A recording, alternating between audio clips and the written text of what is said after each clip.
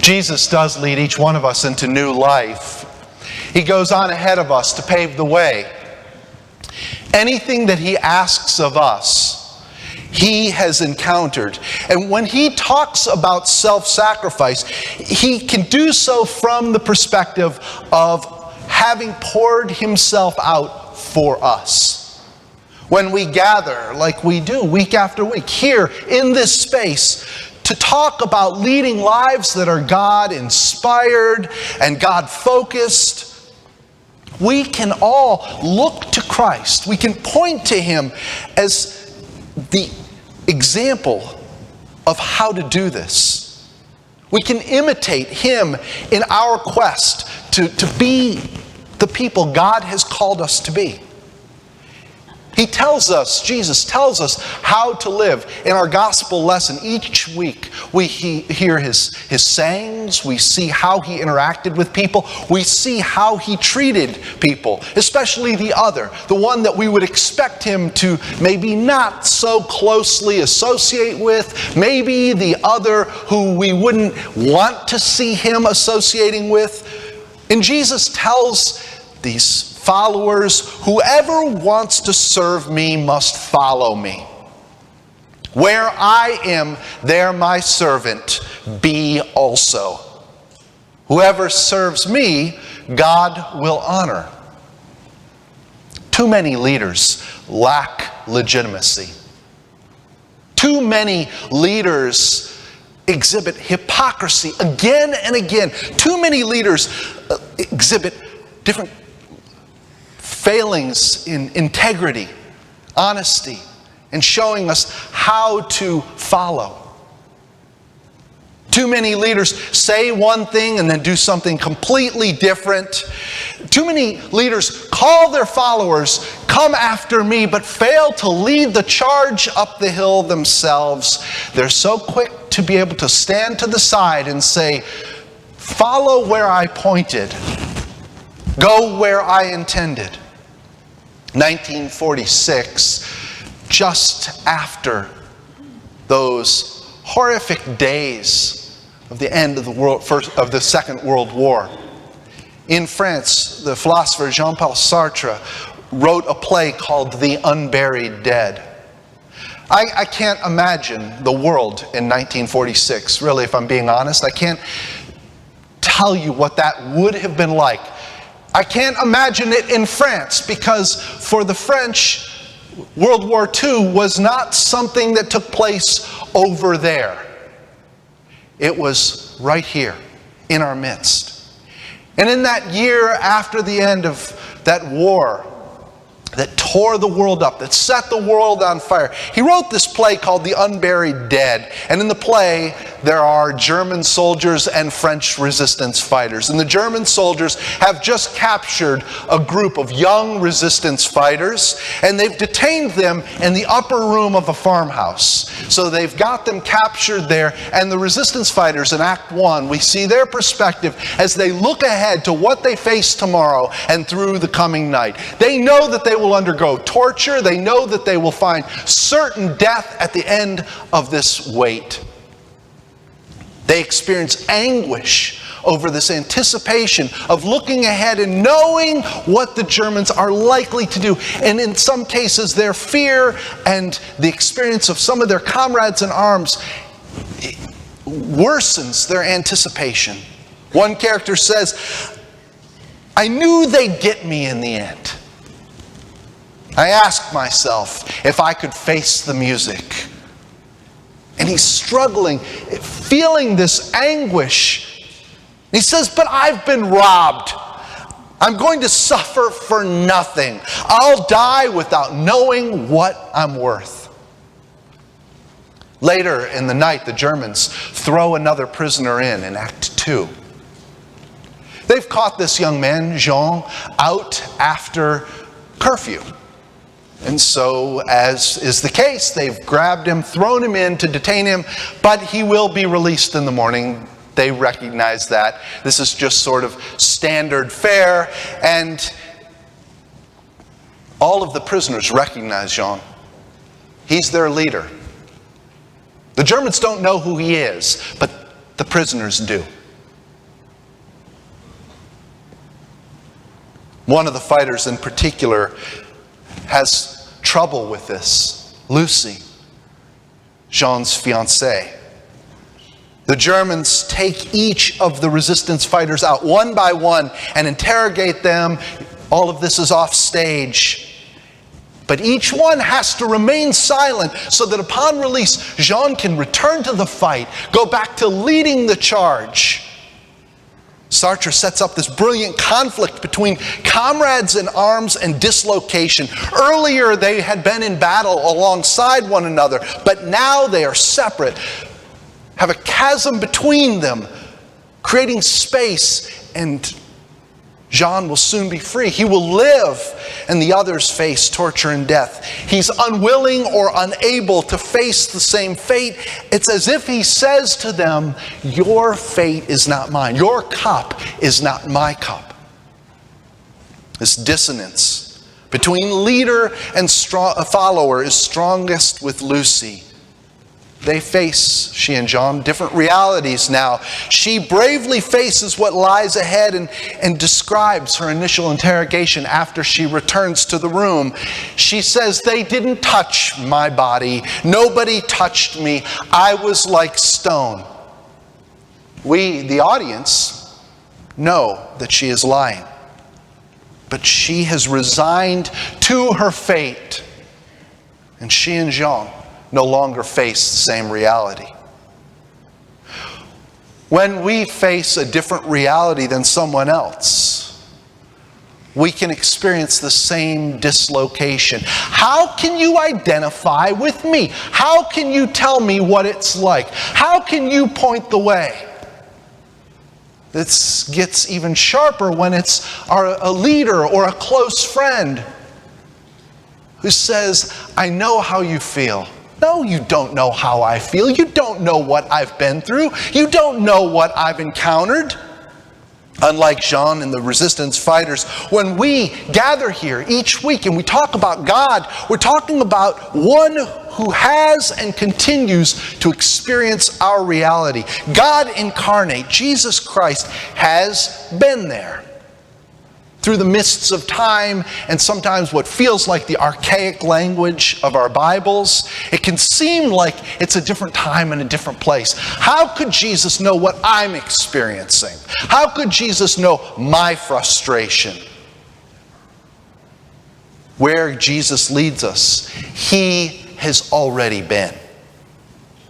He's been through what we've been through or will go through or could ever imagine experiencing. He's experienced what we've experienced. He's encountered loss of loved ones, pain, daily trials, and ultimately, Jesus encountered death. Lent, this season of preparation, this season of anticipation, prepares us for the glory of Easter by highlighting the ways Jesus has walked the path we walk. God doesn't avoid death. God doesn't even avoid the death that we will encounter. Some people struggle with Jesus.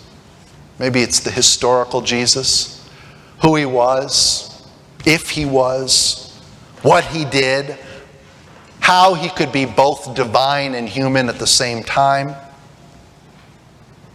John, the gospel, is full of these layered concepts, and it draws us into a deeper look at who Jesus is. And part of it is the journey that the gospel took to come to us. We see the words on the page, we see the scripture reading, we hear it each week, and it seems so final, so static, like this is the way it came, and it arrived this way. But John took this journey, and when we go into John, we can scratch beneath the surface and see much greater depth and meaning. John is full of these layered concepts about God and Jesus. And often when John says one thing, even though the English translation is perfectly adequate, there's actually another meaning. Our passage this morning begins with some Greeks who came and asked to see Jesus. John is remarkably consistent about this verb to see.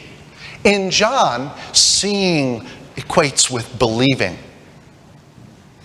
It's John's way of saying they came to believe. They came to look for Jesus, not in a sense of who's the guy doing all the cool stuff? Who's the guy who's able to turn the water into wine? We've heard about this. This is really cool. And we're having a party later, and we were wondering if he's available for catering. That's not what seeing means in John. In John, seeing is seeing the real Jesus. Some Greeks wish to see him. Does this mean they already believe in him? Or does this mean they're on the journey of believing in him?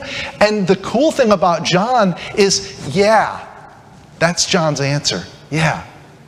But I asked an either or question, John. Could you be a little clearer about that? And John says that's the beauty of it. We're all on this journey. And those germs of belief may already be present. For the community that had John's gospel, there was this evolution of belief over time. Originally, it consisted of Jewish people who had a very, what they call, low Christology. And that means that most of the words they used to describe Jesus were carryovers from the Old Testament and lacked the divine implication. Later, John, later from the same community, through this evolutionary process of the gospel, it included a lot more people, and a lot of people who had a very high Christology, almost this Gnostic or this belief in the ethereal Jesus, and it ends up with this divine view of Jesus. He's always one step ahead. He's always doing something more than people anticipate or expect, and we see the hints at the resurrection in this passage. The Gospel of John includes both the present and the not yet. And we don't want that. We want clear answers. We want to know what's what for today. John, help me. Okay, great. Jesus can identify with me. Thank you. So how do I deal with today? How do I deal with what's happening in my life? And John sort of, if we have this imaginary conversation with the gospel, would say, yeah, just wait a second though, because we're both in the moment and looking ahead to a future moment that has wonder and beauty and all questions answered. We see Jesus and the disciples preparing for Passover, but there's an awareness of Easter. The gospel puts that prophetic metaphor of a single grain of wheat, a single grain, in Jesus' mouth. This grain is Jesus. His death and burial is planting the seed and jumping ahead, looking to the future, to a post-resurrection, a post-Easter reality. The gospel hints at the fruit born of Jesus' resurrection. Jesus goes ahead of us. He will die. We will all die. He exhibits self-sacrifice, just as he calls us to do. The cross is a reminder of who we follow in Christ. And so we can be on this Lenten journey and be both present in the moment, looking ahead to Easter, going through each step along the way, extinguishing a candle as we move forward in our journey to Easter, but have an ever-present reality that this time of preparation, this time of looking ahead, is not it.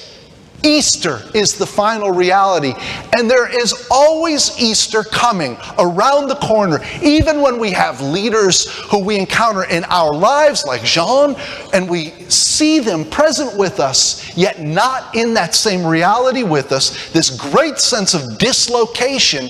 We can know that God is still God, God is in control, and we follow God to the glory of Easter. Back in the present for the disciples and their story, they don't get it. Jerusalem is humming. It's full of people. It's the festival time. Jesus is days away from a trial and mock crucifixion, and you can't tell me that whole thing was a shock. They had to be able to see how tenuous everything is, and so they are in this moment of tension. The encounter sets up the first association of glorification with resurrection. Jesus says, the time has come for this child of humanity to be glorified. And we think of glory as victory. We think of it as overcoming. We think of it as winning. We think of it in certain world reality terms that we experience in our lives. Instead, Jesus leads us into this new definition of glory. Jesus has this whole different idea of what it means to be glorified, to be in victory. Victory and glory are not always the way the world sees them. The new definition, Jesus' definition, does something more amazing than any win or loss could ever deliver. Jesus' victory delivers us into a relationship with God. In John, Jesus makes a choice that's consistent. Through the gospel, Jesus continues to make this choice to seek God, to embody God. And part of the beauty of John and these multiple layers in the gospel is that then in turn we have a choice. Do we go through the motions, or do we practice a real, tangible faith? Do we follow the world's definition of victory, or do we see glory and wonder in Jesus' self-sacrifice? Do we see glory in the power of the cross? We can experience a life that is nice, one that is pleasant, one that is calm. But is that what this passage is about? Read ahead. I'll give you a hint. It's not. Life in the Gospel of John is exciting. It's robust. It's dynamic. It's effective. Making the decision to respond to Jesus takes each one of us into new territory, exciting territory. In that new territory, we lose the old self, the self who wants something nice and pleasant, who wants what the world defines, the people around us define as victory, who wants what the world defines as winning. And we find that life in God is more. It's more powerful, it's more robust, more dynamic, more enriching, and one that we would never want to leave behind.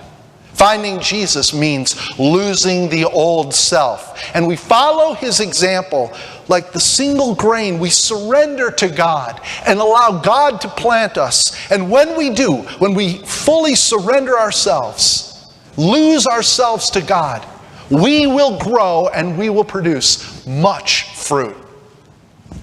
Gustavo Gutierrez writes, John's gospel is written as a drama in which everything is oriented to the final outcome. Namely, the encounter of the power of Jesus based on love with the unjust power rejecting him. The cross represents the free and total surrender of love.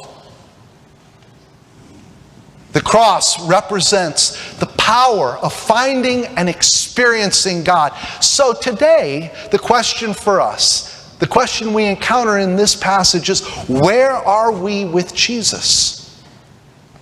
Do we experience the dislocation of the resistance fighters with their leader, where we can't identify, we can't necessarily see what he's doing and how we can relate to that? Or do we see where he's been and what he's experienced and know that he has been not only on our path, but continues to be on our journey with us? Jesus says, whoever serves me must follow me. Where I am, there my servant be also. Just like Jesus in the Gospel of John, each day, each one of us can make a decision to follow and seek Jesus. And it's my prayer that we do. Amen.